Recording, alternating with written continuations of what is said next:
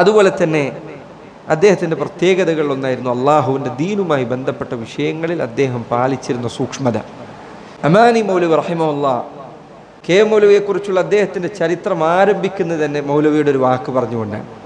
ഖുർആനിൻ്റെ തഫ്സീർ എഴുതാൻ വേണ്ടി അമാനി മൗലവിയും സംഘവും ഒരുമിച്ചിരുന്നപ്പോൾ ആദ്യമായി മൗലവി അവർക്ക് നൽകിയ ഉപദേശത്തിൽ കെ മൗലവി അവരോട് പറഞ്ഞ വാക്കിതാണ്: നിങ്ങൾ എഴുതുന്ന ഓരോ വാക്കിനും അള്ളാഹുവിൻ്റെ മുൻപിൽ ഉത്തരം പറയേണ്ടി വരുമെന്ന ബോധ്യത്തോടു കൂടി നിങ്ങൾ എഴുതണം.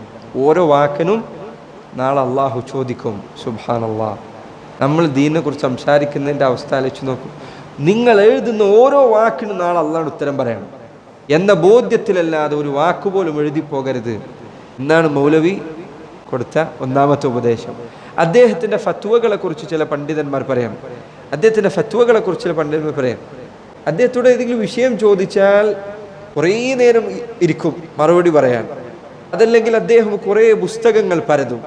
ആളുകൾ പറയാം അദ്ദേഹത്തിൻ്റെ ഈ സ്വഭാവം ഒപ്പമുള്ള പല ആളുകൾക്കും പിടിക്കുമായിരുന്നില്ല. പലർക്കും എളുപ്പത്തിൽ ഉത്തരം പറയാൻ പറ്റുന്ന കാര്യം വരെ മൗലവി ഒരിക്കലും പെട്ടെന്ന് ഉത്തരം പറയില്ല. മറിച്ച് അദ്ദേഹം സമയമെടുത്ത് പുസ്തകങ്ങൾ പരതും. ചിലർ പറയുന്നു മൗലവി ഇന്നുവരെ ആ വിഷയം കേട്ടിട്ടില്ല എന്ന് നമുക്ക് തോന്നിപ്പോകും. അങ്ങനെ അദ്ദേഹം പരിശോധിക്കുന്നത് കാണാം. സുബ്ഹാനല്ലാഹ്, അല്ലാഹുവിൻ്റെ ദീൻ പറയുന്നതിൽ കഴിഞ്ഞകാല പണ്ഡിതന്മാർ പാലിച്ച സൂക്ഷ്മതയാണ് അതിൽ നിന്ന് മനസ്സിലാക്കേണ്ടത്.